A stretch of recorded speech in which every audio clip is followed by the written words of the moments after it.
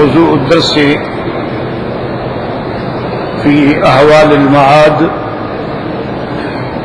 وذكر الخزنة على جهنم، سورة المدثر، تفسير ابن كثير. الحمد لله رب العالمين، والصلاة والسلام على أشرف الأنبياء وسيد المرسلين سيدنا محمد وعلى آله وأصحابه أجمعين. اللهم صل على سيدنا محمد وعلى آل سيدنا محمد كما صليت على إبراهيم وعلى آل إبراهيم في العالمين إنك حميد مجيد. أعوذ بالله من الشيطان الرجيم. بسم الله الرحمن الرحيم. وما جعلنا أصحاب النار إلا ملائكة وما جعلنا عدتهم إلا فتنة للذين كفروا ليستيقن الذين أوتوا الكتاب ويزداد الذين آمنوا إيمانا ولا يرتاب الذين أوتوا الكتاب والمؤمنون وليقول الذين في قلوبهم مرض والكافرون ماذا أراد الله بهذا مثلا كذلك يضل الله من يشاء ويهدي من يشاء وما يعلم جنود ربك إلا هو وما هي إلا ذكرى للبشر. كلا والقمر والليل إذ أدبر والصبح إذا أسفر إنها لإحدى الكبر نذيرا للبشر لمن شاء منكم أن يتقدم أو يتأخر. اللہ تبارک و تعالی نے کلام مقدس کی ان آیات میں ارشاد فرمایا ہے، وَمَا جَعَلْنَا أَصْحَابَ النَّارِ إِلَّا مَلَائِكَةً، نہیں بنایا ہم نے جہنم پہ داروغہ مگر فرشتے. اصل بات یہ تھی کہ جو سابقہ آیت ہم نے پڑھی ہے کہ جب قرآن نے یہ فرمایا کہ جہنم پر 19 فرشتے ہوں گے، علیہا 19، تو اس پر کفار قریش نے بڑا شور مچایا کہ یہ 19 کے عدد بتانے کی ضرورت کیا تھی، اور اگر پھر یہ 19 ہی فرشتے ہیں تو ہم تو ہزاروں کی تعداد میں ہیں، تو یہ 19 فرشتے کیا بگاڑ دیں گے. حتیٰ کہ ایک قریش کا آدمی تھا، پہلوان تھا ان کا، کلدہ اس کا نام تھا. وہ بڑا قوی اور بڑا زورآور آدمی تھا، یعنی وہ ایک بڑا چمڑا منگواتا کسی گائے کا یا اونٹ کا، اس چمڑے پہ کھڑا ہو جاتا، کہتا بھی اس کو کھینچو، 10 آدمی کھینچو، اس کو کھینچو اور مجھے گراؤ.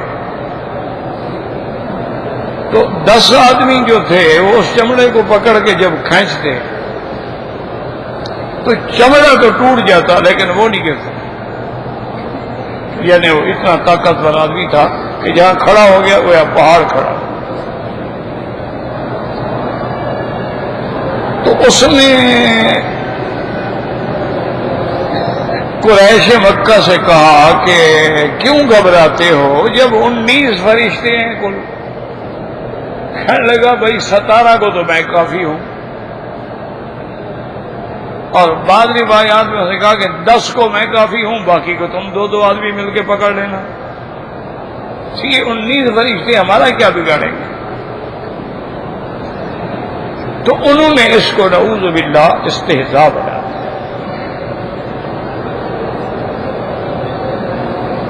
اصل مسئلہ سمجھنے کی کوشش کریں. پہلی بات تو یہ دماغ میں رکھ لیں کہ قرآن پاک میں جتنی چیزوں کا عدد بیان کیا گیا ہے، پہلی بات یہ ہمارا ایمان ہے بس، کہ اللہ نے جو حکم فرما دیا ہے بس وہ برحق. لا یسأل عما یفعل، اس سے کوئی یہ نہیں پوچھتا کہ جی آپ نے ایسا کیوں کیا. پہلی بات تو یہ رکھ لیں گے جب اللہ کا فرمان ہے آمنا باللہ، چاہے ہمیں سمجھ آئے چاہے ہمیں سمجھ نہ آئے، ہمارے ذمہ تو اللہ کے حکم کی تعمیل ہے، اطاعت ہے، فرما برداری ہے. ہمارے ذمہ یہ تو نہیں کہ ہم اللہ کے احکام کی تحقیق کرتے رہیں. پہلی بات تو یہ یاد رکھنا، مثلا اللہ نے 7 آسمان بنائے، 8 نہیں بنائے، اس کی مرضی ہے. 7 زمینیں بنائی. اللہ نے اس پوری کائنات کو 6 دن میں پیدا فرمایا ہے، اور یہ قرآن ہے. خلق السماوات والارض وما بینہما فی 6 ایام. اسی طرح 7 سماوات انطباقا، آسمان 7 آسمان. اسی طرح فرمایا ومن الارض مثلہن، جتنے آسمان ہیں اتنی زمینیں ہیں.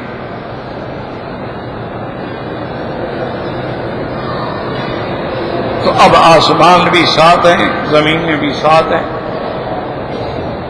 تخلیق کائنات پر جو وقت لگا ہے وہ 6 دن ہے.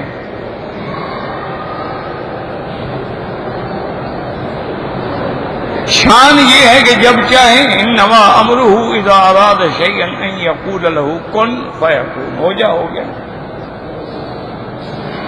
اب اللہ نے ہمیں حکم دیا کہ طواف کعبہ کا جو طواف ہے وہ 7 چکر ہے. 8 نہیں ہو سکتے، 6 بھی نہیں ہو سکتے، 7 ہیں. 7 صفا مروہ میں دوڑنا ہے، 8 نہیں 7.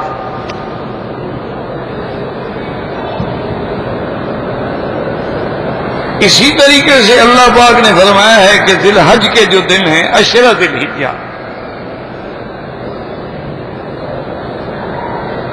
گویا کہ وہ 10 ذی الحجہ 10 دن ہیں. والفجر ولیال عشر. پھر اس کے بعد عید ہے، ایام تشریق ہے.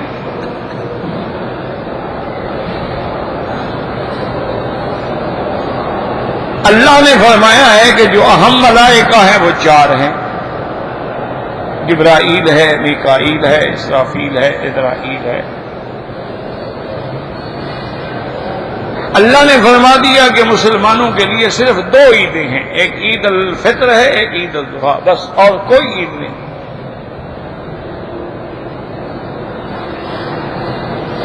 اللہ کا حکم ہے کہ صیام رمضان 1 مہینہ ہے، 29 کا ہو یا 30 کا ہو. اللہ نے فرما دیا کہ صاحب نصاب پہ زندگی میں حج 1 دفعہ فرض ہے.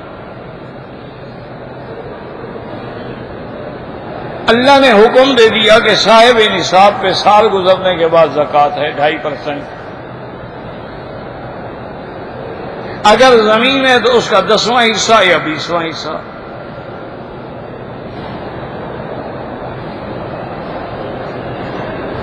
تو اس لیے ہمیشہ یہ یاد رکھیں کہ ہمارے ذمہ یہ ہے کہ اسمعوا واطیعوا. اسی لیے ایمان والے کہیں گے سمعنا واطعنا. اطیعوا اللہ واطیعوا الرسول، بس اطاعت. اللہ نے آدم علیہ السلام کو پیدا فرمایا، مسجود الملائکہ بنا دیا، پھر کپڑے اتار کے جنت سے اتار. اس کی مرضی ہے. تو پہلی بات تو ہمیشہ یاد رکھیں کہ ہمیں یہ حق ہی نہیں پہنچا. غلام کو یہ حق ہی نہیں پہنچتا کہ وہ مالک سے کہے کہ جناب آج آپ نے مجھے کیوں کہا کہ کھڑے رہو. کھڑے بس مالک نے کہہ دیا کھڑے ہو. کبھی کبھی تو لطیفے بھی ہو جاتے ہیں نا. ایک آدمی تھا وہ بادشاہ کی نظروں میں بڑا منحوس تھا. بعض لوگ ہوتے ہیں اللہ معاف کرے کل نرا مولا اینما یوجہو لا یات بخیر، جدھر بھیجو کبھی خیر کی خبر نہیں لائے گا. تو وہ بھی کوئی منحوس آدمی تھا. تو بادشاہ نے ایک دن اس کو کہا کہ دیکھو بات سنو، تم بڑے منحوس آدمی ہو، صبح صبح میں تمہیں دیکھ لیتا ہوں نا تو میرا سارا دن جو ہے نا وہ پریشانی اور اضطراب میں گزرتا ہے. خبردار تم صبح نہ آیا کرو میری دربار میں. وہ تھا بھی مصاحب بادشاہ کا. میں نے کہا بس ظہر کے بعد عصر کے بعد رات کو آ جاؤ، لیکن سارا دن تو مجھے پریشانی نہ بھگتنی پڑے نا. تم اتنے منحوس ہو کہ تمہیں دیکھ کے سارا دن آدمی کی پریشانی ہو جائے.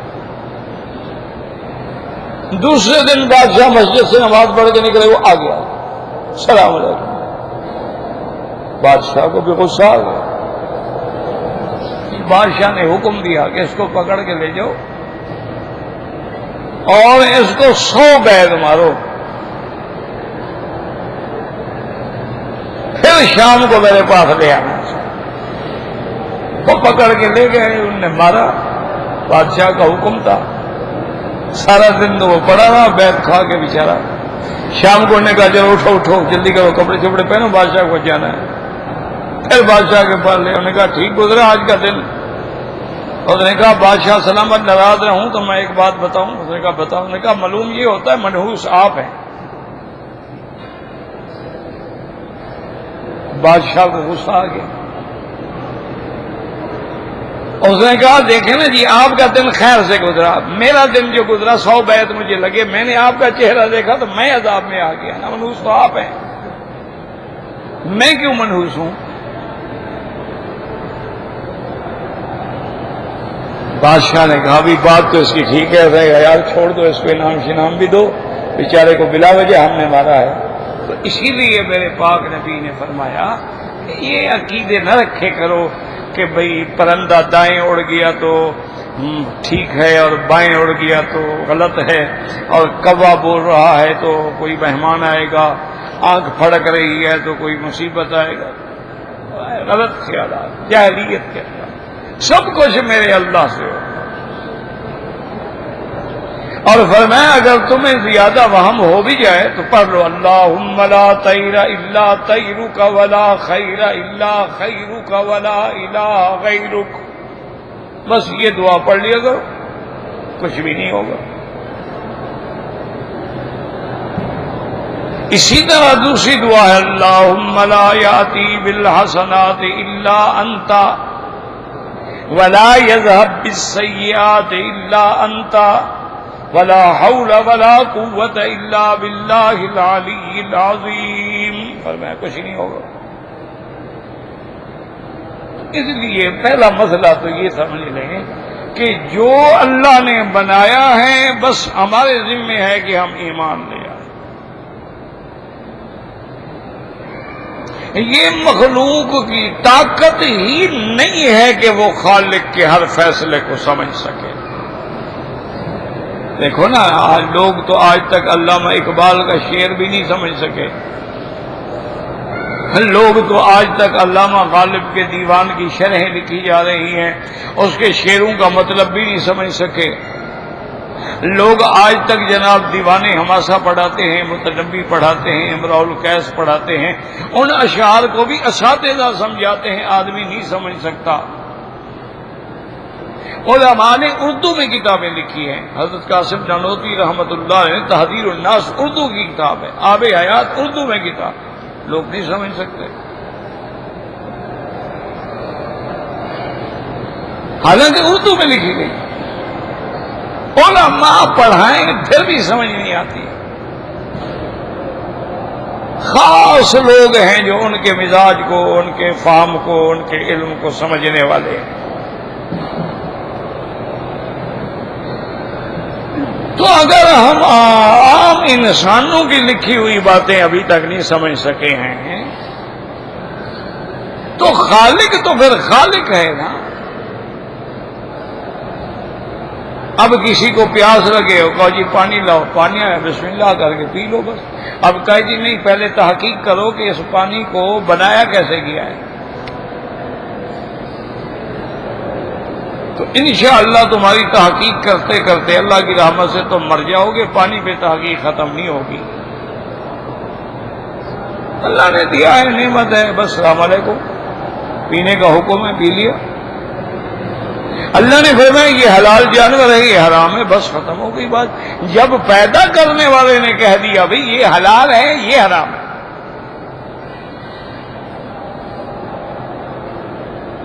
اب ہم اس پہ بحثیں کریں اور اس پہ پریشان ہوں تو بڑی بے وقوفی کی بات ہے.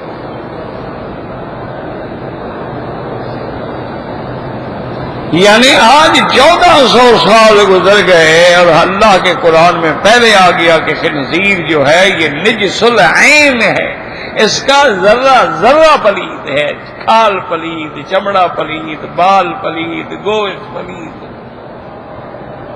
نجس العین، یہ پاک ہی نہیں ہو سکتا.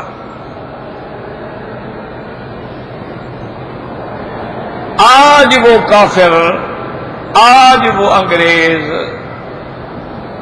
آج وہ کفار، وہ بے دین قوتیں جو خنزیر کے گوشت کو سب سے اپنی اہم ڈش سمجھی جاتی تھی، آج وہ بھی اعتراف کر رہے ہیں کہ خنزیر کے گوشت کے اندر فلاں فلاں بیماری پیدا ہوتی ہے کھانے والے کو. یعنی وہ بات ان کو 1400 سال کے بعد سمجھ آئی ہے. مسلمان نے بیچنا کہا، اللہ نے کہا حرام ہے، بس حرام ہے، بات ختم. تحقیق کی کیا ضرورت ہے؟ ہم خام خواہ کروڑوں روپے خرچ کر کے آخر اسی نتیجے پہ پہنچیں کہ بھی حرام ہے. اب وہ بھی کہتے ہیں جی ایڈز ہوتی ہے، کینسر ہوتا ہے، بےغیرتی پیدا ہوتی ہے، دیوس بن جاتا ہے آدمی، اس کے اندر حس، غیرت والی حس جو ہے وہ مر جاتی ہے. اب وہ بھی بکواس کر رہے ہیں. تو اس لیے ہمیشہ یاد رکھو، ہماری بدقسمتی یہ ہے، تاریخ اٹھا کے کبھی پڑھا کرو، کبھی دیکھا کرو، صرف ایک کنویں کے مینڈک نہ بن جاؤ. ابھی تو انٹرنیٹ کا زمانہ ہے، جو چاہو جب چاہو دیکھ لو، خیر چاہو شر چاہو، رحمت چاہو عذاب چاہو. 1000 سال تک پوری دنیا میں حکمرانی صرف اسلام کی تھی، یاد رکھو. 1000 سال پوری دنیا پہ. جیسے آج کل آپ کہتے ہیں نا یہ سپر پاور ہے، اس وقت اگر سپر پاور صرف اسلام تھا. یہ یورپ اور جن کے پیچھے تم آج دوڑ رہے ہو، یہ جہالت کارے مذلت و جہالت میں پڑے ہوئے تھے. جیسے آج تم بچوں کو بھیجتے ہو جی امریکہ پڑھنے گیا، جی لندن گیا، جی آسٹریلیا گیا، جی کینیڈا گیا ہے. اس وقت یورپین لوگ جو تھے وہ بغداد میں اور قرطبہ میں اور غرناطہ میں پڑھنے کے لیے آتے تھے. وہ ہم سے علوم سیکھتے تھے، وہ تو جاہل تھے. اسی لیے وہ جو صلیبی جنگیں ہوئی ہیں، یعنی اللہ معاف کرے، اللہ معاف کرے، اللہ، اتنی جنگ عظیم کے بعد آخر یورپ ہار گیا، شکست ہو گئی، ناکام ہو گیا. مسلمانوں نے جب منجنیق میں رکھ کر لمبے لمبے باندھ جو تھے آگ کے پھینکے تھے تو یہ جانتے ہی نہیں تھے کہ یہ کیا بلا ہم پر آ گئی. انہوں نے شکست کھانے کے بعد فیصلہ کیا کہ اب علوم جو ہے مسلمانوں کے حاصل کرو. پھر انہوں نے ہمارے علوم حاصل کیے، ہماری کتابیں لے گئے، ہمارے اسلاف کی کتابیں لے گئے، ان سے سارے علوم حاصل کرنے کے بعد وہ آج ٹیکنالوجی کی معراج پہ پہنچ گئے، اور ہم جناب کار مذلت میں پڑھ کے اب ان سے پوچھ رہے ہیں جی ہمیں سکھاؤ گے، ہمیں پڑھاؤ گے؟ جب تک ہمارے پاس علم تھا، ٹیکنالوجی تھی، ہم حاکم تھے، جب ان کے پاس آ گیا اب وہ حاکم ہے۔ یہ لڑائیاں اس طرح نہیں ہوتی کہ مسجد میں جا کے بندے مار ڈالو، کسی کے جلوس میں جا کے جناب دھماکہ کر دو، کیا ہو جائے گا؟ شیعہ ختم ہو جائے گا؟ نہیں، ٹھنڈے دل سے خدا کے کعبے میں بیٹھے ہو، اگر 2-4 جلوس شیعہ کے ہیں ان میں دھماکے ہو جائیں، کیا شیعہ دنیا سے مٹ جائے گا؟ 2000 5000 10,000 20,000 50,000 شیعہ مر جائے تو کیا شیعہ ختم ہو جائے گا؟ یہ تو حضرت عثمان کے زمانے سے آ رہے ہیں، یہ تو اس دور سے آ رہے ہیں جب ابن سبا تھا، حسن بن سبا تھا، انہوں نے وہ سارے فرقے باطل پیدا کیے ہیں، انہوں نے صحابہ کی جنگیں کرائی ہیں، انہوں نے قرآن کے خلاف نعوذ باللہ ثم نعوذ باللہ لکھا ہے کہ قرآن محفوظ نہیں ہے، انہوں نے اصحاب ثلاثہ پر نعوذ باللہ میں کہہ نہیں سکتا، یعنی انہوں نے اپنی کتابوں میں لکھا ہے کہ ابو بکر عمر عثمان مسلمان ہی نہیں ہے۔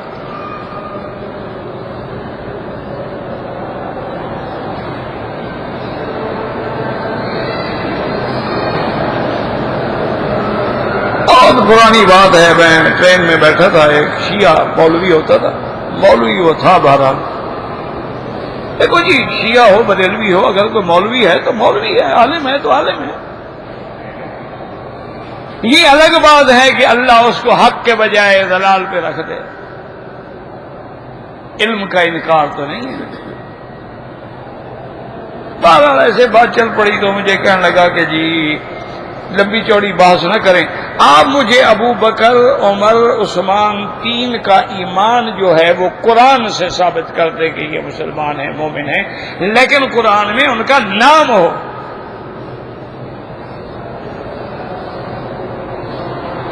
آپ جو مطلق آیات ہیں ایمان والوں کی آپ کہہ دیتے ہیں وہ ان کے حق میں ہیں، یہ بات تو نہیں ہے نا۔ ان 3 کا جب اتنے بڑے ہیں آپ کے اصحاب ثلاثہ، ان کے نام ہمیں قرآن سے ثابت کر دو کہ یہ مومن ہیں، ہم آپ کی بات مان لیتے ہیں، ہم سارے سنی ہو جائیں گے۔ میں نے کہا جی بڑا آسان مسئلہ ہے، تم مجھے حضرت علی، حسن، حسین، امام جعفر، امام باقر کے نام قرآن سے دکھا دو، میں شیعہ ہو جاتا ہوں۔ بڑا آسان مسئلہ، کوئی جھگڑا نہیں، تم مجھے دکھاؤ حضرت حسن حسین کا نام کہاں لکھا ہوا ہے، تم مجھے دکھاؤ بی بی فاطمہ الزہرا کا نام کہاں لکھا ہوا ہے، تم مجھے دکھاؤ جعفر صادق باقر کا نام کہاں لکھا ہوا ہے، تم مجھے دکھاؤ موسیٰ کاظم کا نام کہاں لکھا ہوا ہے، تم مجھے دکھاؤ زین العابدین کا نام کہاں لکھا ہوا ہے، تم مجھے دکھاؤ مہدی منتظر کا نام کہاں لکھا ہوا ہے، تم بھی دکھاؤ پھر ہم بھی دکھائیں گے۔ اب بات تو یہ تھی نا، وہ تو جاہلوں کو دھوکہ دیتے ہیں، دیکھو نا جی قرآن میں ان کے نام نہیں ہیں، جی قرآن میں تو اہل بیت کے نام بھی نہیں ہیں،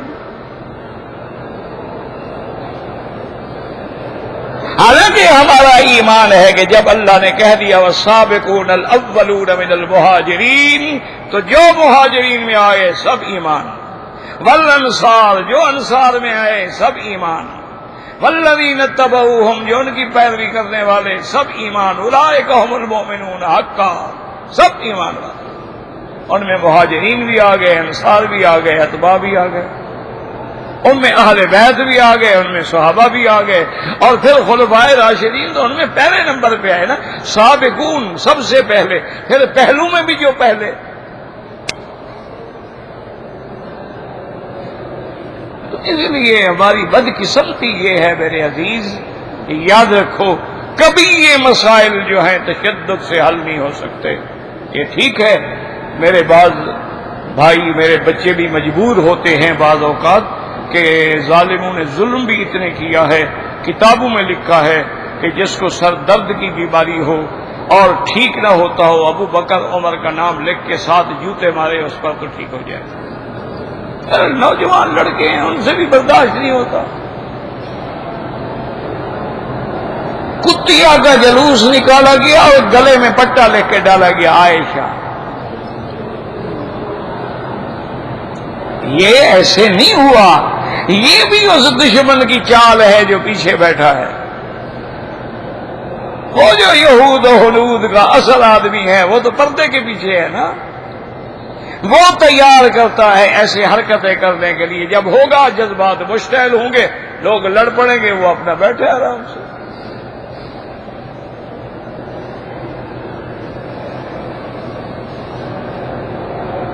اور بڑا آسان حل ہے میرا عزیز، اگر کرنا چاہو تو بڑا آسان ہے. بنا حضرت عمر رضی اللہ تعالیٰ عنہ مسجد نبوی میں کھڑے ہیں، آواز آئی، فرمایا کون ہے یہ لوگ؟ نہیں پتہ، پکڑ کے لے آؤ. لے آئے، فرمایا من انتما، کون ہو تم؟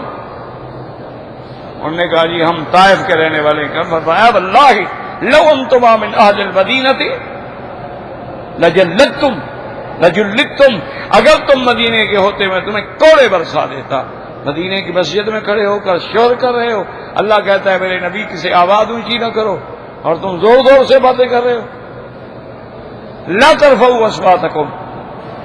جب کنٹرول کیا تو پھر کسی نے حضرت عمر کے زمانے میں کہو نا کسی کو حضور سے آواز اونچی کریں. پھر جھوٹے نبی پیدا ہوئے تو صحابہ نے پھر ٹھیک کر دیے کہ نہیں؟ مسیلمۃ الکذاب، اسود انسی، سجا، یہ سب نے نبوت کے دعوے کیے تو مار مار کے ان کے نسلیں ختم کر دی. آج بھی آسان سا حل ہے، کوئی مشکل مسئلہ نہیں ہے کہ آج بھی آپ ایک قانون بنا دیں کہ بھی جو انبیاء، صحابہ، اہل بیت، اولیاء، ائمہ فقہاء، ائمہ محدثین کی توہین کرے گا اس کو یہ سزا ملے گی. اور دو چار آدمی لٹکا دو سزا میں، سارے جھگڑے ختم ہو جائیں گے، سارے جھگڑے ختم ہو جائیں گے. مجھے ایک بہت بڑے آدمی نے کہا، پرانی بات ہے، کہ یہ دیکھو جی حق نواز مرحوم جو ہیں وہ شہید ہو گئے ہیں اور انہیں سارے پاکستان میں عذاب بنا رکھا ہے. وہ تو اپنے علاقے میں شہید ہوئے، سارے ملک میں جلوس نکالے ہوئے ہیں. آپ کی بات شاید شیعہ سنی دونوں مانتے ہیں، آپ مدینے سے مکہ سے آئے ہیں، احترام کرتے ہیں، آپ ان کو سمجھائیں. میں نے کہا جی بالکل، بڑا آسان مسئلہ ہے، 1 منٹ میں حل ہو سکتا ہے. وہ تو سارے پریشان ہو گئے، بڑے لوگ تھے نا جی، بڑے بڑے وزیر، بڑے بڑے اقتدار والے، کرسیوں والے، بیوروکریٹ. کیوں حل؟ میں نے کہا بالکل حل ہو سکتا ہے. کہتے میں نے کہا جی حضرت حسین کہاں شہید ہوئے تھے؟ کہتے ہیں جی کربلا میں. پھر یہاں کیوں جلوس نکالتے ہو؟ ان کو تم بند کر دو، ان کو میں بند کروا دیتا ہوں. بات ہی ختم، 2 لفظی بات ہے. یہ حل ہو سکتا ہے، لیکن یہ حل نہیں ہے کہ مسلمان کو مارے. یہ مسلمان نہیں لڑ رہے، تمہیں یہودی لڑا رہا ہے، خریدا جا رہا ہے.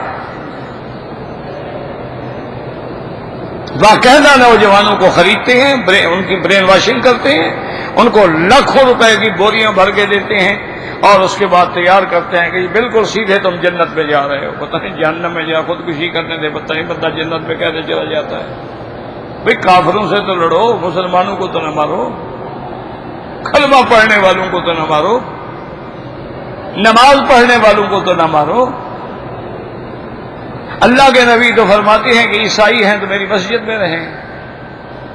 60 عیسائیوں کا وفد ہے. صحابہ نے فرمایا کہاں ٹھہرے؟ مسجد میں ٹھہراؤ. یا رسول اللہ عیسائی ہیں. فرمایا کیا ہو گیا؟ حضور پاک فرماتے صحابہ کو جو ملک فتح کرو، خبردار کسی کا مندر، کسی کا گرجا نہیں گرانا، کسی کے پادری کو کچھ نہیں کہنا، کسی عورت کو کچھ نہیں کہنا، کسی بچے کو کچھ نہیں کہنا، کسی بوڑھے کو کچھ نہیں کہنا. اللہ کے بندے یاد رکھو، یہ مسائل علم سے حاصل ہوں گے. ایک دفعہ محرم کے دن تھے، یاد نہیں ہے مجھے حاکم کون تھا، اس نے بہرحال ایک پابندی لگا دی کہ بھئی چونکہ شیعہ سنی آپس میں لڑتے ہیں، لہذا ان کے جو ماتمی جلوس ہے یا تعزیہ ہے جو ہے، اس میں کوئی سنی نہیں داخل ہو سکتا. اور اس نے چوکیاں بٹھا دی کہ جو لوگ آ رہے ہیں ان سے کہو کلمہ پڑھو، سنی ہو کہ شیعہ ہو؟ وہ کہتا سنی ہوگا تو واپس جاؤ، کہتا شیعہ ہوگا تو جاؤ۔ پتہ ہے نتیجہ کیا نکلا؟ شام کو اکیلے کھڑے تھے، قاضیہ اٹھانے والا کوئی نہیں تھا۔ یہ تو تم جا کے رونق بناتے ہو نا۔ اب 200 آدمی کہاں کہا، اتنا بھاری 12 من کا تعزیہ کون اٹھائے؟ صرف اتنا کیا کہ ابھی سنی نہ ہو، شیعہ جو کچھ مرضی آئے کریں، ان کا مذہب ہے۔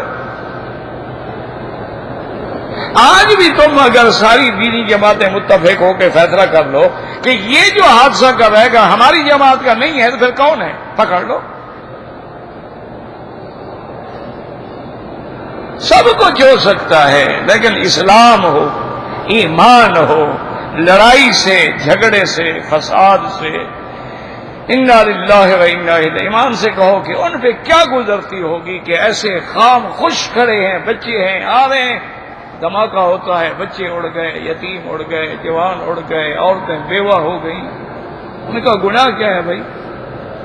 یہ اسلام ہے، یہ دین ہے۔ تو اس لیے ہمیشہ یاد رکھیں کہ ہمارا کام کیا ہے؟ اللہ کا حکم، بس۔ اللہ نے فرمایا آسمان 7 ہیں، 7 ہیں۔ اب ہم جناب تحقیق شروع کرتے ہیں کہ 7 تو ہیں، لیکن پہلے آسمان کے بعد 500 سال کا سفر ہے، کوئی گیا ہو دوسرے آسمان سے، اسے پوچھیں تو صحیح کہ دوسرے آسمان کیسا ہے، تو یہ تو حاصل نہیں ہوگا، کچھ بھی نہیں ملے گا۔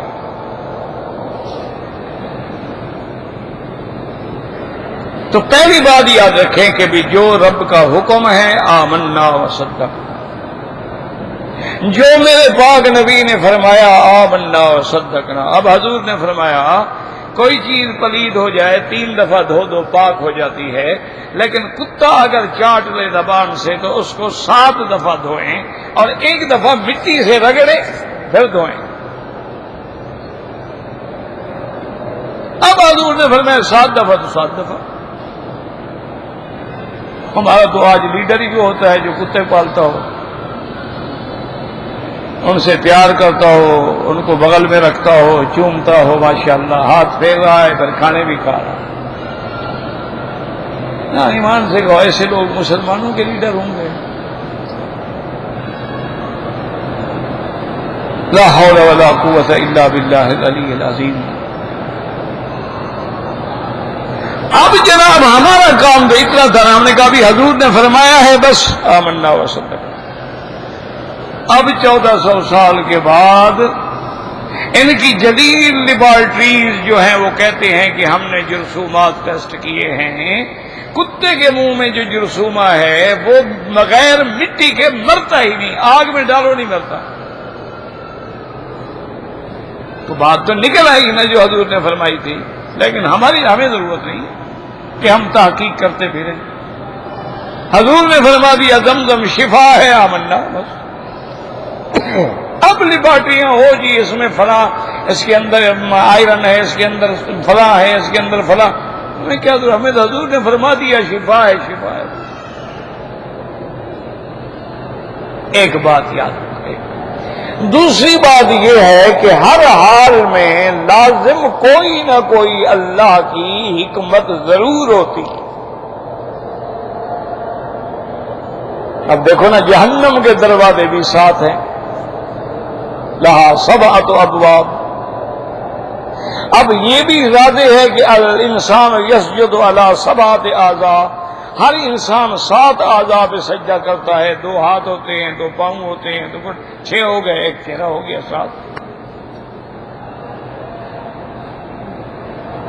اب چونکہ جنت رحمت ہے، رحمت زیادہ ہوتی ہے، لہذا جنت کے دروازے 8 ہیں،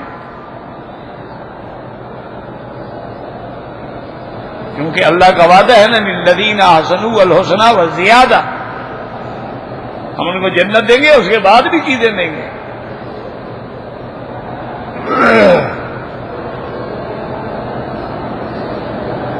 لَهُمْ فِيهَا مَا يَشَاءُونَ وَلَدَيْنَا مَزِيدٌ، جو چاہو اس کے علاوہ بھی ہمارے پاس ہے، لیکن لازم کوئی حکمت ہے۔ اس لیے اب سمجھے علیہا 19 19 فرشتوں کی حکمت کے بارے میں حضرت شاہ عبد العزیز محدث دہلوی رحمت اللہ علیہ لکھتے ہیں اصل میں 19 کی وجہ یہ ہے کہ جہنم میں 19 طبقات ہیں اور 19 قسم کے عذاب ہیں اور ہر عذاب پہ اللہ کا ایک فرشتہ ہے.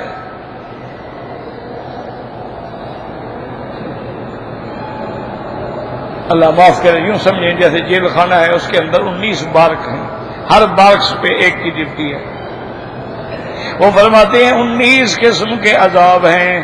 بعض عذاب ایسے ہیں جن کا تعلق کھانے سے ہے، بعض عذاب ایسے ہیں جن کا تعلق ان کے پینے سے ہے، بعض عذاب ایسے ہیں جن کا تعلق ان کے پہننے سے ہے، اور بعض عذاب ایسے ہیں جن کا تعلق ان کا جہنم کے اندر جلنے سے ہے، اور بعض عذاب ایسے ہیں صعودا ان کو پہاڑ پہ چڑھانے سے ہے کہ جہنمیوں کو مار مار کے جہنم کے آگ کے پہاڑ پہ چڑھائیں گے، اور جب وہ آخر پہ پہنچے گا تو گرے گا، پھر نیچے آ جائے گا، پھر فرشتے مار مار کے نے کہا چونکہ 19 قسم کے انواع من العذاب ہے تو اس لیے فرشتے بھی 19.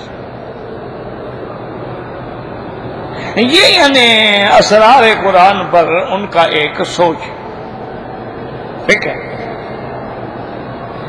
اور بعض علماء نے لکھا کہ اللہ فرماتے ہیں علیہ 19 اور اس کے بعد آ گیا وما جعلنا اصحاب النار الا ملائکۃ.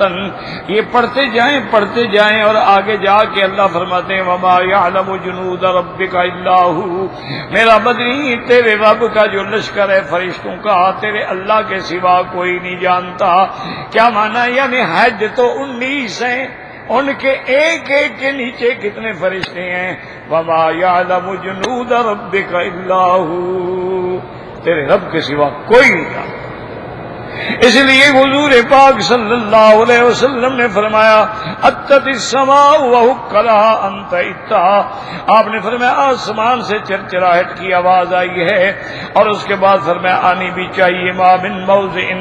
آپ نے فرمایا آسمانوں میں ایک بالشت کے برابر بھی جگہ نہیں ہے مگر الا وملک قائم ساجد قائد یسبح ویقدس للہ تعالی، مگر کوئی نہ کوئی فرشتہ اللہ کا عبادت میں ہے، کوئی کھڑا ہے، کوئی رکوع میں ہے، کوئی سجدے میں ہے، اور سب تسبیح تحمید تقدیس بیان کر رہے ہیں سبوح قدوس ربنا ورب الملائکۃ والروح.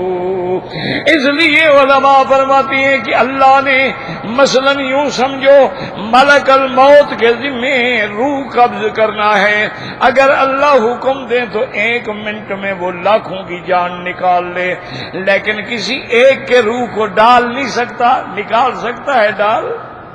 اس کی ڈیوٹی نہیں، یہ اس کا کام ہی نہیں کہ وہ روح نکال تو سکتا ہے لیکن کسی بچے کے اندر روح ڈال دے یہ اس کا کام. اسی طرح اللہ تبارک و تعالی نے جبریل علیہ السلام کی ڈیوٹی ہے کہ وہ آسمانوں سے وحی لے کے انبیاء کے پاس آئے. اب یہ کام صرف جبریل کا ہے، کسی دوسرے کا نہیں ہے.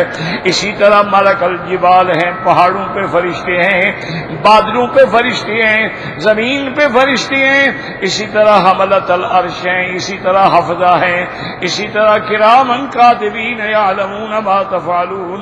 اور قرآن کہتا ہے کہ ملائکہ نے کہا وما منا الا له مقام معلوم، ہم سب کا ایک مقام ہے، اس سے آگے ہم تجاوز ہی نہیں کر سکتے. اس لیے بعض علماء نے فرمایا کہ اس سے مراد صرف 19 نہیں ہے، 19 تو گویا ان کا یعنی وہ جو اہم افسران بالا ہے، اور ان سب کا افسر جو ہے وہ داروغہ اکبر جو ہے وہ کیا ہے؟ مالک.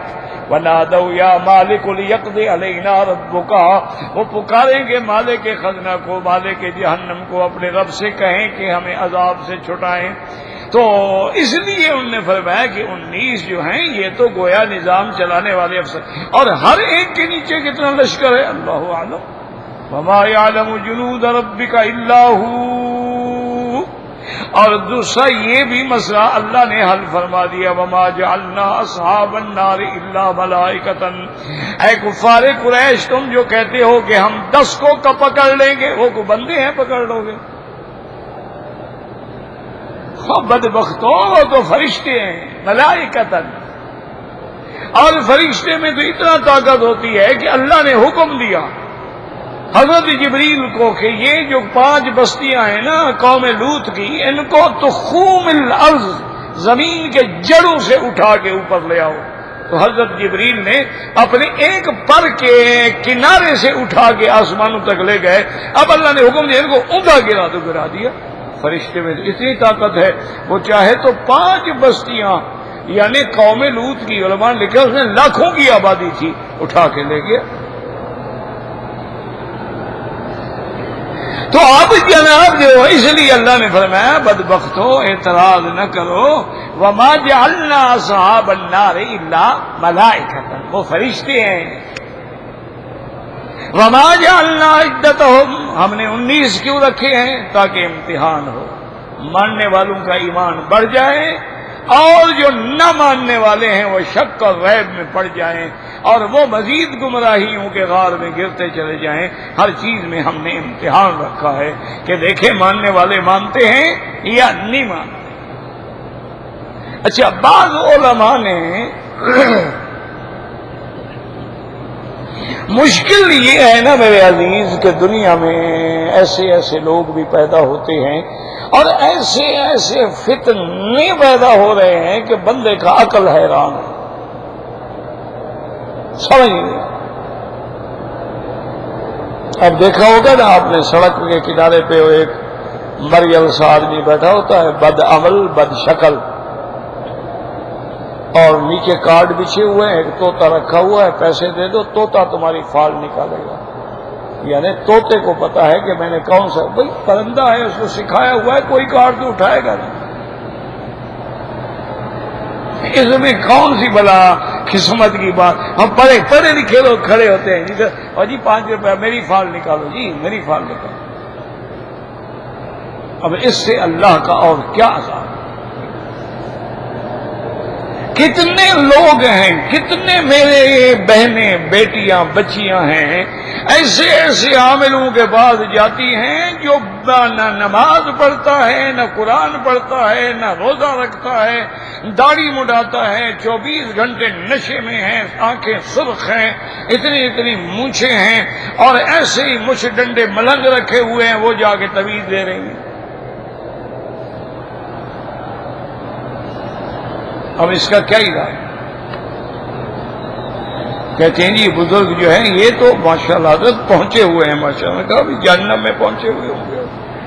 بہرحال جنت میں تو یہ جانے کا ہے نہیں، جہنم میں پہنچا ہوا ہوگا. انا للہ و انا الیہ راجعون. کتنے لوگ ہیں اخبار میں اشتہار دیتے اسم اعظم ہے، ہم نے انگوٹھی پہ اس میں لکھا ہے اتنے پیسے بھیج دو اسم اعظم لے لو. وہ جب تمہارے پاس اسم اعظم ہے بدبخت تو انگوٹھیاں بیچ رہا ہے.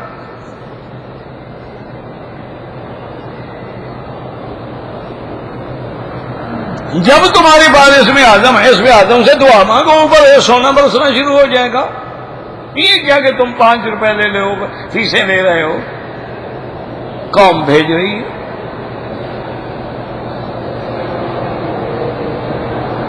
تو اس لیے علماء مجبور ہوئے کہ ان کا جواب. اب آج کل ایک فرقہ پیدا ہوا ہے، ان کا 19 کے عدد پر ایمان ہے. جیسے بعض لوگوں کا عقیدہ ہوتا ہے 7 کا عدد مبارک ہے، 13 کا منحوس ہے. بعض لوگ جا کے ہزاروں روپے دیتے ہیں کہ میری گاڑی کا نمبر جو ہے نا 777 کر دو، 555 کر دو، 222 کر دو، 444 کر دو. کیا وہ کہتے ہیں جی اگر یہ نمبر مل گیا نا میری گاڑی کو کبھی حادثہ ہی نہیں ہوگا. اور جب حادثے نہیں آنا ہے نا جی وہ نمبر رکھے رہتے ہیں، تو اگلی پچھلی پلیٹیں مل جاتی ہیں پھر. تو اس لیے ہمیں تو انہوں نے اپنا، اسی لیے آپ دیکھیں نا بڑی بڑی کمپنیاں ہیں وہ مال بیچتی ہیں نا 20 روپے 19 پیسے. یہ اسی جماعت کے لوگ ہیں کہ 19 کے عدد میں برکت ہے. جب آپ نے چیزوں میں 19 کا عدد کسی طرح لے آئیں گے، 19 پیسے 19 روپے، تو ہمارے کام میں برکت ہو جائے گی۔ انہوں نے کتابیں بھی لکھی ہیں، اس کے 19 ورقے ہیں، 19 صفحے ہیں، ہر صفحے پہ 19 سطریں ہیں، ہر سطر میں 19 جو کلمات ہیں۔ تو علماء بھی مجبور ہوئے ان کو جواب دینے کے لیے۔ انہوں نے کہا بدبختو، اگر تمہارا 19 پر ہی عقیدہ ہے تو پھر بھی اسلام لے آؤ کہ بسم اللہ الرحمن الرحیم کے حروف 19 ہیں۔ اقرا بسم ربک الذی خلق سے بعد میں جو صورتیں ہیں سب 19 ہیں، اور کاف والقرآن المجید کے اندر جو حرف کاف آیا ہے وہ 57 دفعہ ہے، اس کو بھی تقسیم کرو 3 پہ تو عدد 19 ہے۔ تو اس طرح انہوں نے بھی ان کا رد کیا کہ اگر تمہارا 19 پہ ایمان ہے تو پھر بھی قرآن پہ ایمان لاؤ کہ اللہ نے اس کے اندر بھی وہ راز رکھ دیے۔ لیکن ظاہری بات جو ہے وہ وہی ہے کہ وما جعلنا اصحاب النار الا ملائکۃ، اللہ نے اصحاب جہنم جو ہیں وہ فرشتے رکھے ہیں، اور اللہ فرماتے ہیں وما جعلنا عدتهم، ان کا عدد جو ہے ہم نے ایک امتحان بنا دیا ہے کن لوگوں کے لیے جو کافر ہیں، لیکن لیستیقن الذین اوتوا الکتاب ویزداد الذین آمنوا ایمانا، تاکہ اہل کتاب اور ایمان والے جو ہیں یقین کریں اور ان کا ایمان بڑھ جائے۔ فلا یرتاب الذین اوتوا الکتاب والمؤمنون، اور ہرگز اہل کتاب اور ایمان والے شک نہیں کرتے۔ ہاں جن کے دلوں میں بیماری ہے، نفاق ہے اور کھلے کافر ہیں، وہ یہ باتیں کہتے ہیں کہ ماذا اراد اللہ بہذا مثلا، ایسی مثالیں دینے سے بھلا اللہ کا کیا فائدہ ہے۔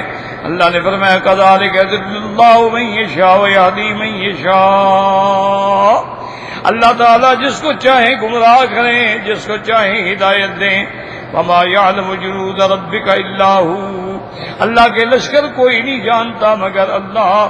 وما ہی الا ذکریٰ للبشر، یہ سب چیزیں انسان کی ہدایت کے لیے ہیں۔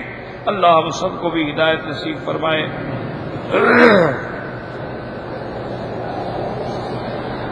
اور دعا بھی کیجیے گا اللہ بیماریوں سے محفوظ فرمائے، ہر بیمار پہ رحم فرما دے، سب کو شفا دے، اور اس عاجز کو بھی شفا کاملہ عطا فرما دے۔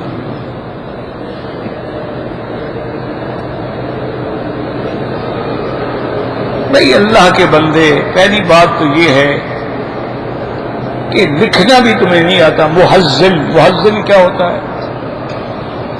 لفظ ہے مؤذن۔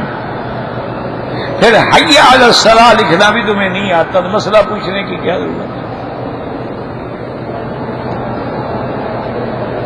اعتراض ان پہ کرتے ہو جو صحیح کہہ رہے ہیں، تمہیں تو لکھنا ہی نہیں آتا، کہنا بھی نہیں آتا۔ انا للہ و انا الیہ راجعون، اور کیا کہہ سکتے ہیں؟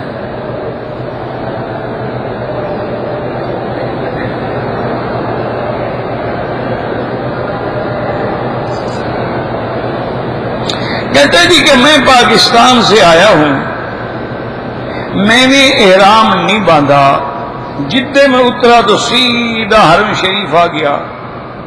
حرم شریف آنے کے بعد گاڑی پکڑی، مسجد عائشہ سے جا کے احرام باندھا، عمرہ کیا۔ ماشاءاللہ، ایک تو آپ میقات کے عمرے سے محروم ہو گئے، اور دوسرا ایک بکری دم بھی ادا کرے۔ آپ کو احرام اپنے ملک سے باندھنا چاہیے تھا، نہ کہ مکے میں پہنچ کے مسجد عائشہ سے باندھو۔ تو آپ نے میقات سے تجاوز کیا ہے، اور کسی امام کے نزدیک بھی تمہاری چھٹکارا نہیں، کیونکہ تم نے آتے ہوئے عمرہ کر لیا، مانا مقصد تیرا عمرہ تھا۔ لیکن عمرہ پاکستان سے آتے ہوئے احرام آپ نے وہیں ایئرپورٹ پہ باندھنا تھا۔ تو بہرحال ایک دم ادا کریں، اور وہ عمرہ بھی آپ کا نہیں ہوا بڑا۔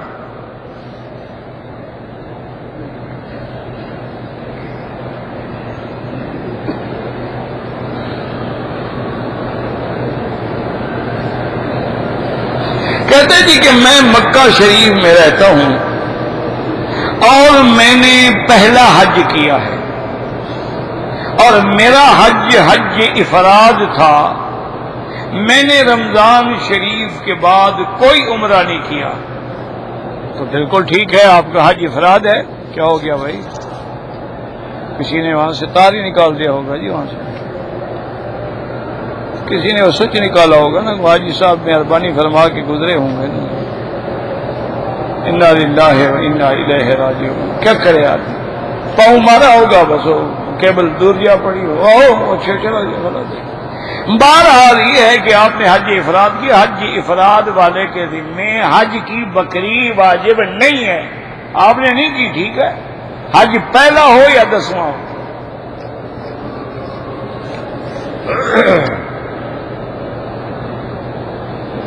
بیوی اپنے گھر میں اپنے شوہر کے سامنے سر ننگا کر سکتی ہے، شوہر کے سامنے بھی نہیں کر سکتی تو پھر کس کے سامنے کر سکتی ہے؟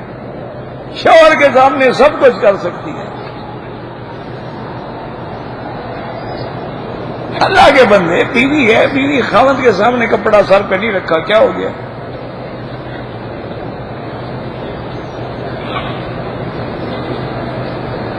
کہتے ہیں جی کہ ٹی وی پر حضرت بلال رضی اللہ تعالی عنہ کی فلم دکھا رہے ہیں کہ حضرت کعبہ شریف پہ اذان دے رہے ہیں اور قمیض بھی نہیں ہے اور ٹوپی بھی نہیں ہے۔ بہرحال نعوذ باللہ یہ بہت بڑا ظلم ہے کہ فاسق فاجر لوگوں کو حضور پاک کے صحابہ کے ایکٹر مثال دی جائے، یہ بہت بڑا ظلم ہے۔ اصل وجہ یہ ہے کہ وہ تمہارا امتحان کر رہے ہیں، کبھی حضرت بلال کی توہین، کبھی حضرت موسیٰ علیہ السلام کی توہین، کبھی سرکار دو جہاں کی توہین، کبھی ازواج مطہرات کی توہین۔ اصل مسلمانوں کا وہ دیکھ رہے ہیں کہ غیرت مر گئی ہے یا ہے، اور یہ ٹی وی جس گھر میں آ گیا ہے نا، یاد رکھو اللہ کا عذاب آ گیا۔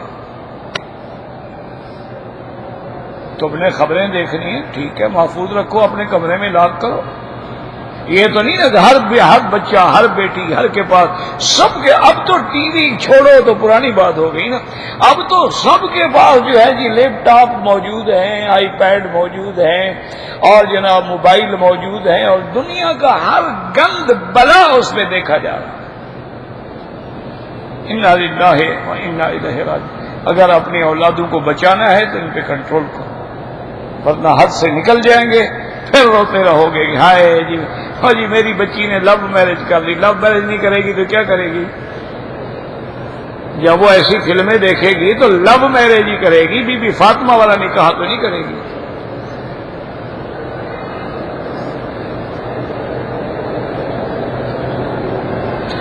اگر چھوٹے بچے ہیں، بچی ہے، گندے کپڑے اتار، کوئی بات نہیں، مجبوری ہے۔ حضرت عمر نے کتنے حج کیے تھے اللہ عالم، میں نے نہ ملاقات کی نہ پوچھا، نہ ان کو الحاج کہلوانے کا شوق تھا کہ لکھتے، یہ تو تمہارا شوق ہوتا ہے نا جی۔ ہمارے پیر نے جی 50 حج کیے، وہ تو کرتے تھے، چھپاتے تھے۔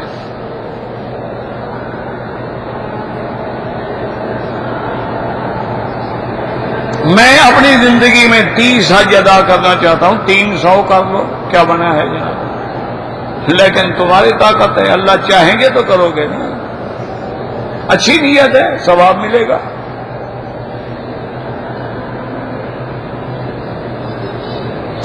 حرم میں صفیں سیدھی کرو، لین شین کو چھوڑو، وہ تو اسی لیے لگائی ہے کہ تم سیدھی جو نہیں کرتے ہو۔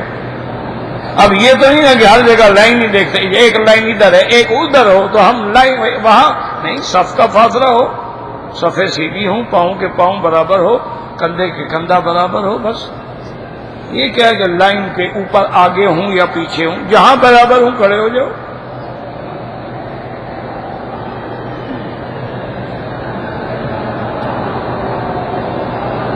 صفا مروہ کے درمیان میں جو 2 لائٹیں، وہاں تیز تیز چلنا ہے، دوڑنا چھوڑنا نہیں ہے۔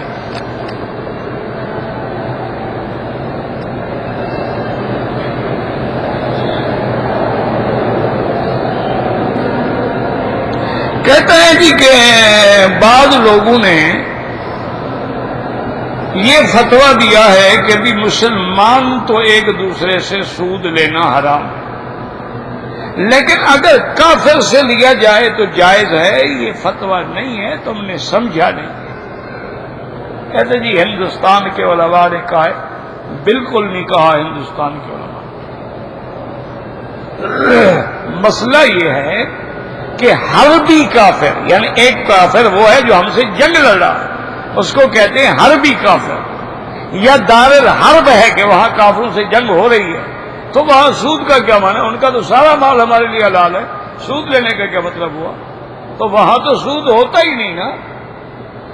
لیکن جو دار الاسلام ہے یا دار الامن ہے، اسلام تو نہیں ہے، حکومت تو کافروں کی ہے، لیکن امن ہے، تمہارے مدارس ہیں، تمہارے مساجد ہیں، تمہارے علماء ہیں، تمہارے وزراء ہیں، تمہارے ممبر پارلیمنٹ ہیں، تمہارے پاس عہدے ہیں، تم عید پڑھتے ہو، نمازیں پڑھتے ہو، روزے رکھتے ہو، تو وہاں بھی سود نہیں لینا چاہیے۔ دار الحرب ہو تو پھر الگ بات، وہ تو ہے کہ حربی کے ساتھ جو ہے وہ سود کا معاملہ نہیں ہوتا۔ حربی کافر کی تو ہر چیز ہماری ہے، اس کا مال مال غنیمت ہے، لیکن یہاں دار الامن ہے، کافر کی حکومت ہے لیکن امن ہے، اس لیے دار الاسلام، دار الحرب، دار الامن۔ تو دار الامن جو ہے وہاں بھی سود نہیں لینا چاہیے۔ اور ہندوستان کے بارے میں بہرحال میں نے تو فتویٰ نہیں پڑھا کہ علماء نے لکھا ہو کہ ہندوستان میں سود جائز ہے، کیونکہ ہندوستان کے اندر بھی ماشاءاللہ ہمارے بہت بڑے بڑے مدارس ہیں، بڑی بڑی مساجد ہیں، اور ہمارے مسلمان الحمدللہ اللہ کا شکر ہے بڑے باعزت طریقے سے زندگی گزارتے ہیں، ان کے پاس حکومت کا اقتدار بھی ہے، جج بھی ہیں، وزیر بھی ہیں، مشیر بھی ہیں، اور اس لیے بہرحال میں تو خیر مفتی نہیں ہوں، لیکن جہاں تک میرے علم کی تحقیق ہے وہ ہندوستان میں بھی مسلمانوں کو سود نہیں لینا چاہیے، سود سے بچیں۔ اور اب تو ان باتوں کو چھوڑیں، اب تو اسلامی بینک آ گئے ہیں ماشاءاللہ، ضروری تو ہم نے سودی کاروبار کرنا ہے، ضروری تو ہم نے سیونگ اکاؤنٹ بنانے ہیں، انشورنس بنانی ہے، اب اسلامی بینکیں مزاربت ہے، مشارکت ہے، مرابحہ پہ کام کر رہے ہیں، ان میں حصہ ڈالیں، فائدہ اٹھائیں، اور الحمدللہ ان سے فائدہ بھی زیادہ ہوتا ہے اور محفوظ بھی ہوتا ہے۔ اب بہت سارے بینک ہیں جو بالکل عین اسلام کے، ان میں اگر کوئی کمی ہو تو دعا کریں اللہ پوری کرے، لیکن اب نئے نئے وجود میں آئے ہیں، نیا مارکیٹ میں آئے ہیں، اور یہودیوں کے سینکڑوں سالہ جو تہذیب چلی آ رہی ہے بینکنگ کی، اس سسٹم کو توڑنا ہے، مقابلہ کرنا ہے، تو بچوں کی بات تو نہیں ہے۔ تو اس لیے اگر کوئی غلطیاں بھی ہوں تو علماء کو چاہیے نظر انداز کریں، ان کی رہبری کریں، ان کو ہدایت کریں، ان کی مدد کریں، اور تاکہ یہ کامیاب ہوں اور ہم یہودی کے چکر سے نکل آئیں۔ واللہ اعلم۔ ربنا تقبل منا انك انت السميع العليم يا شافي يا سلام اللهم اذهب الباس رب الناس اشف انت الشافي لا شفاء الا شفاؤك شفاؤك لا يغادر سقما اللهم اشفنا واشف مرضانا وارحم موتانا واستجب دعاءنا ولا تخيب رجاءنا برحمتك يا ارحم الراحمين اللهم فرج هم المهمومين نفس كرب المكروبين وقض الدين عن المدينين واشفنا واشف مرضانا ومرضى المسلمين واشفنا واشف مرضانا ومرضى المسلمين اللهم انصر الإسلام والمسلمين اللهم انصر الإسلام والمسلمين اللهم أذل الشرك والمشركين اللهم انصر المجاهدين اللهم انصر المظلومين في كشمير وفي فلسطين وفي بورما وفي سوريا وفي كل مكان اللهم أيدهم بنصرك يا قوي يا عزيز اللهم انصر المجاهدين الذين يجاهدون في سبيلك لإعلاء كلمتك اللهم اهلك أعداءك أعداء الدين اللهم أنزل عليهم بأسك الذي لا يرد عن القوم المجرمين وصلى الله تعالى على خير خلقه سيدنا محمد وعلى آله وصحبه أجمعين اللهم صل على سيدنا محمد وعلى آل سيدنا محمد